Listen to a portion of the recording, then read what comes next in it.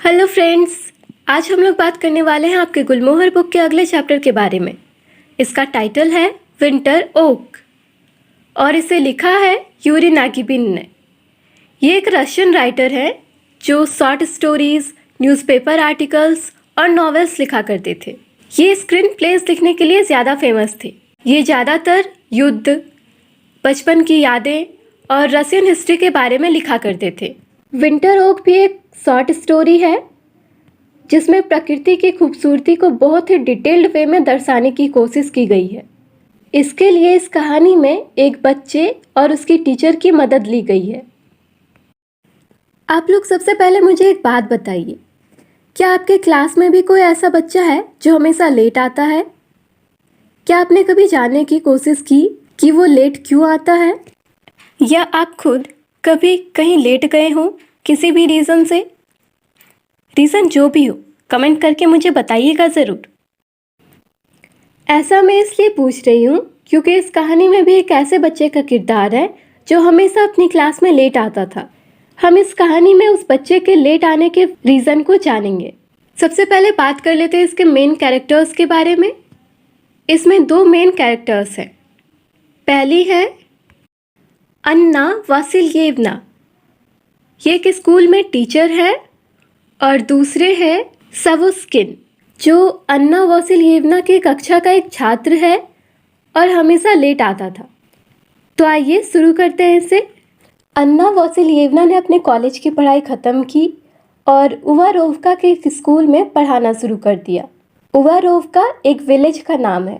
वो एक gifted teacher थी। शायद वो बहुत अच्छा पढ़ाती थी और बच्चे अच्छे से समझ जाते होंगे, इसीलिए उन्हें गिफ्टेड टीचर कहा गया है। साथ ही उन्हें वहाँ के निवासी बहुत इज्जत और प्यार देते थे। सबसे पहले यहाँ एक सुबह की बात की जा रही है। जैसे घंटी बजी, टीचर क्लास में आई।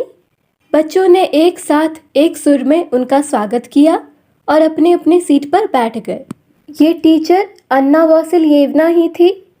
उन्होंने बच्चों से कहा, आज हम लोग पार्ट्स ऑफ स्पीच के बारे में पढ़ेंगे। तभी हाईवे पर एक लॉरी के गुजरने की तेज आवाज़ आई और पूरी क्लास शांत हो गई। अन्ना वासिल्येवना को तभी याद आता है कि पिछले साल के बच्चे कितनी गंभीरता से उसके लेसन को सुन रहे थे और रिपीट कर रहे थे, जैसे बच्चे एग्जाम से ठीक पहले करते हैं। A noun is a word used for naming, a noun is a word used for naming, इस तरह से बार बार रिपीट कर रहे थे। पिछले साल की बात को याद करके उनके चेहरे पर स्माइल आ जाती है। तभी वह बच्चों को लेसन बताने लग जाती है। फिर एक आवाज़ आती है, मे आई कम इन? अन्ना वासिल्येवना की क्लास का दरवाज़ा आधा खुला हुआ था और एक छोटा बच्चा वहीं पे खड़ा था। बाहर में बर्फबारी की वजह से उसके फेस पर बर्फ के कुछ टुकड़े पड़े थे, जिससे उसका चेहरा चमक रहा था, बिल्कुल बीटरूट की तरह। उसे देखकर टीचर थोड़ी निराश होते हुए उस बच्चे से कहती है, फिर से लेट सवुस्किन। जब टीचर ने उसे अंदर आने की परमिशन दे दी तो वो बच्चा फटाफट अपनी सीट पर आकर बैठ गया। अन्ना वासिल्येवना सवुस्किन के इस लेट आने की आदत से दुखी थी।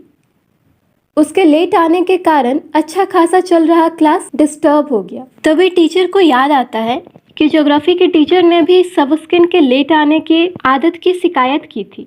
ज्योग्राफी की टीचर ने बच्चों की और भी शिकायत की थी क्योंकि वे क्लास में ध्यान नहीं देते थे, शोर मचाते थे, और ज्योग्राफी के टीचर को फर्स्ट क्लास हैंडल करना बहुत ही मुश्किल हो जाता था।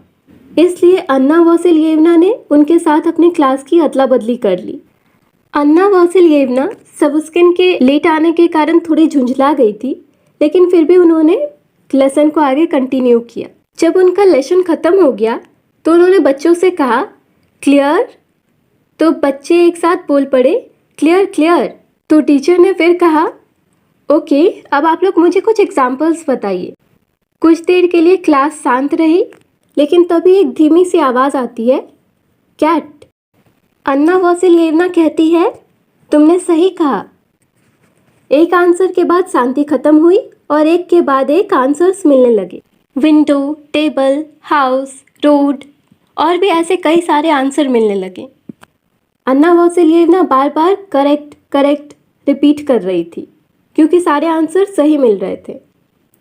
पूरी क्लास बहुत ही ज़्यादा खुश थी क्योंकि उन्हें पूरा चैप्टर समझ में आ गया था और अन्ना वासिलिएवना भी बहुत ज़्यादा सरप्राइज थी ये देखकर कि स्कूल के बच्चे कितने अच्छी तरह से सारे फैमिलियर नेम्स के एग्जाम्पल दे रहे हैं जो वो अपने आसपास देखते थे।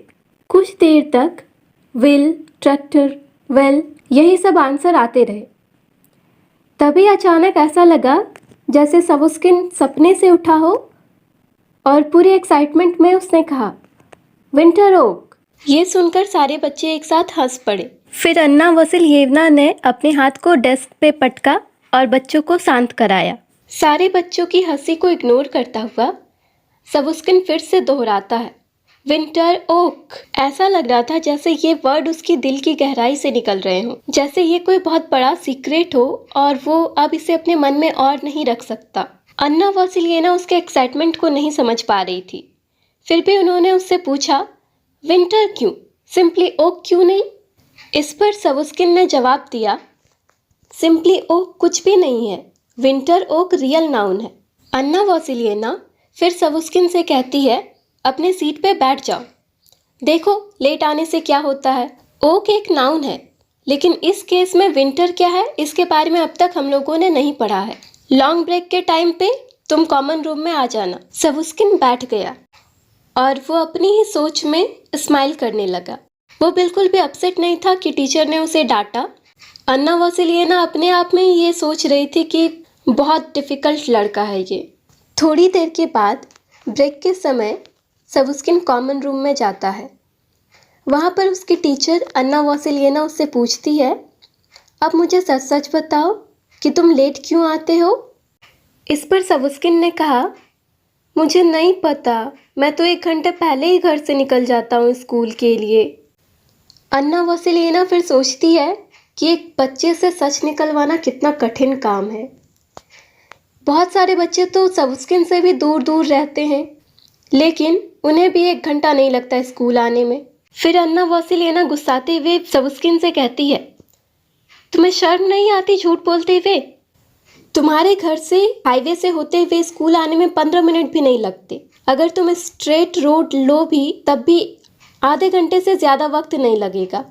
इस पर सवुस्किन कहता है कि मैं कभी भी हाईवे से नहीं आता, मैं तो जंगल से होता हुआ आता हूँ। ये सब सुनकर अन्ना वासिलिएवना बहुत ही नाराज़ हो जाती है।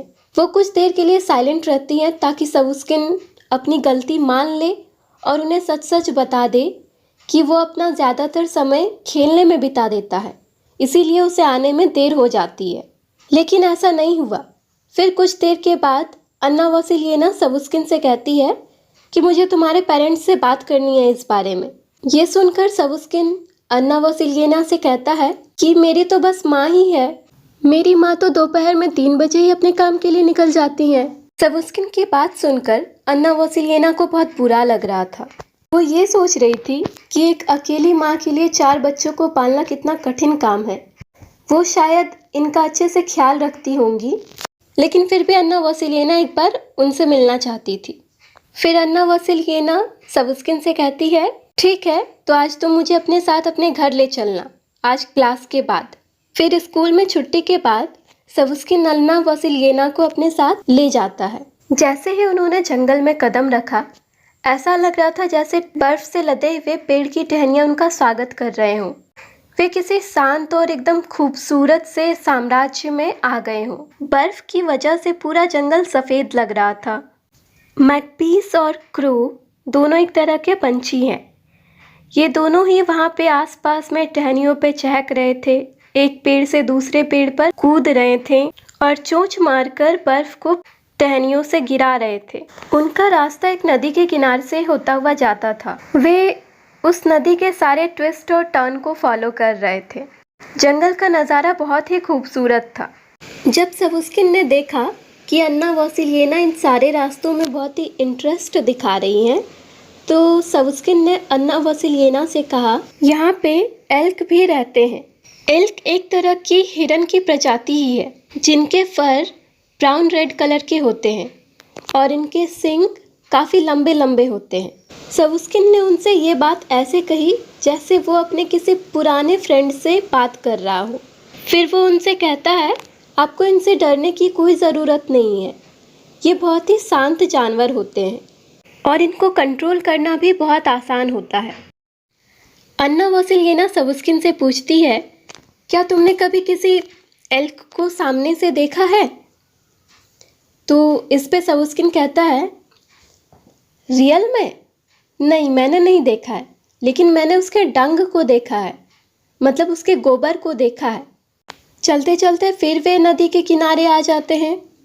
कुछ जगहों पे नदी बर्फ से पूरी ढकी हुई थी और कुछ जगह पे पानी बह रहे थे। अन्ना वोसिलिएना नदी की तरफ देखते हुए कहती है कि ये पूरी तरह से बर्फ क्यों नहीं है? तो सबुस्किन कहता है, यहाँ पे बहुत सारे वार्म स्प्रिंग भी हैं। देखिए वो छोटा सा एक जेट, ये नदी स्नो के अंदर भी जीवित रहती है, मतलब बर्फ के अंदर भी ये पानी बहते रहती है। फिर सबुस्किन वहाँ पे नदी में बर्फ को हटाता है तो उसे वहाँ पे एकदम क्लियरली पानी बहते हुए नजर आ जाता है। अन्ना वोसिलिएना ये सब देखकर बहुत ही संतुष्ट और खुश हो जाती है। जब स्नो को स्ट्रीम में डाला गया तो वहाँ पे वो थिक हो गया और पानी के नीचे वो तैरने लगा, जैसे कोई ग्रीन जेलीविड तैरता है। वो और भी ज़्यादा स्नो को पानी के अंदर डालने लगी और वो जो अजीब सा शेप ले रहा था, बर्फ का गोला, वो देखकर उन्हें बहुत ही खुशी हो रही थी। वो इस काम में इतने मग्न हो गई कि उन्हें पता ही नहीं चला कि सबुस्किन उनका आगे वेट कर रहा है। फिर वो जल्दी जल्दी सबुस्किन के पास गई। जंगल के रास्ते अब आगे घुमावदार होते जा रहे थे। आगे जाने पर पेड़ उतने आसपास नहीं थे। अब उनके बीच सूर्य की किरणें भी पास हो सकती थी और जंगल के बीचों बीच था ओक का पेड़। अब ओक के पेड़ को बहुत ही अच्छे तरीके से डिफाइन किया गया है। वो बर्फ से इस तरह लिपटा हुआ था जैसे वो मानो सफ़ेद कपड़ों से ढका हुआ हो और उसकी चमक ऐसी थी जैसे किसी चर्च की। उसके सारे ब्रांच और लीव्स स्नो से ढके हुए थे और वे चांदी की तार की तरह चमक रहे थे। अन्ना वोसिलिएना को ऐसा लग रहा था जैसे इस जंगल का मालिक उनका स्वागत कर रहा हो। और तभी सबुस्किन उस ओक के पेड़ को ऑब्जर्व करने लगता है, जो बहुत सारे छोटे छोटे जीवों का घर था, जैसे लिजार्ड, बिटल्स और भी दूसरे इंसेक्ट। शायद इन जीवों को इस पेड़ से अच्छा जगह नहीं मिला होगा। अन्ना वोसिलिएना इस पूरे जंगल को देखकर बहुत ही ज़्यादा खुश थी। उन्हें तो बस ये लग रहा था कि वो आज तक इस जंगल से अनजान क्यों थी और उन्हें लगता था कि वो एक स्किलफुल टीचर है। ये जीवन इतना छोटा क्यों है कि लोग इतने खूबसूरत नज़ारों का आनंद भी नहीं ले पाते हैं। ये पूरा जंगल उन्हें किसी जादुई डब्बे से कम नहीं लग रहा था। जो बच्चे क्लासरूम में नाम ले रहे थे, ट्रैक्टर, वेल, बर्ड केज, अब ये सब कुछ उन्हें बहुत ही अलग लग रहा था। अन्ना वोसिलिएना फिर सबुस्किन से कहती है, सबुस्किन, साथ चलने के लिए धन्यवाद। अब तो 3:30 बज चुके हैं, तुम्हारी माँ जा चुकी होगी। सबुस्किन अन्ना वोसिलिएना से प्रॉमिस करना चाहता था कि वो अब कभी स्कूल लेट नहीं आएगा, लेकिन अगर वो ऐसा करता भी तो वो बस एक झूठ होता। फिर सबुस्किन अपना कॉलर और अपने कैप को ठीक करता है। फिर अन्ना वोसिलिएना से कहता है कि मैं आपको वापस छोड़ देता हूँ। तो अन्ना वोसिलिएना कहती है, कोई बात नहीं, मैं चली जाऊँगी। वो अपनी टीचर की तरफ संदेह भरी नज़र से देखता है, फिर वहीं पास पड़े एक छड़ी को उठाता है और उसके नुकीले टिप को तोड़ देता है। फिर उसे अन्ना वोसिलिएना को देता है और उनसे कहता है, अगर आपको रास्ते में एल्क मिल जाए तो आप इस छड़ी को बस उसके सामने हिला देना। इससे उसे मारना नहीं, नहीं तो वो इस जंगल को छोड़ के हमेशा के लिए चला जाएगा। तो अन्ना वोसिलिएना सबुस्किन से कहती है, ठीक है, मैं उसे नहीं मारूंगी। कुछ दूर जाने के बाद अन्ना वोसिलिएना वापस ओक के पेड़ को देखने लगती है, जो डूबते हुए सूर्य के साथ एकदम पिंक रोज टाइप में लग रहा था। उन्हें अपने पैर के पास एक छोटा सा डार्क लिटिल फिगर दिखाई दे रहा था। सबुस्किन अब तक उनको दूर से देख रहा था। तभी अन्ना वोसिलिएना के मन में ये ख्याल आता है कि इस जंगल की खूबसूरती ये विंटर ओक नहीं है, बल्कि ये छोटा सा मैन है। मतलब वो सबुस्किन के बारे में सोच रही थी, जो भविष्य में एक बहुत ही अच्छा व्यक्ति बनेगा। उन्होंने अपने हाथ हिलाते हुए सबुस्किन को बाय कहा और फिर वो तेजी से अपने घर की तरफ चल दी। तो ये कहानी यहीं पे एंड होती है। आई होप आप लोगों को पसंद आई हो। Thank you for watching.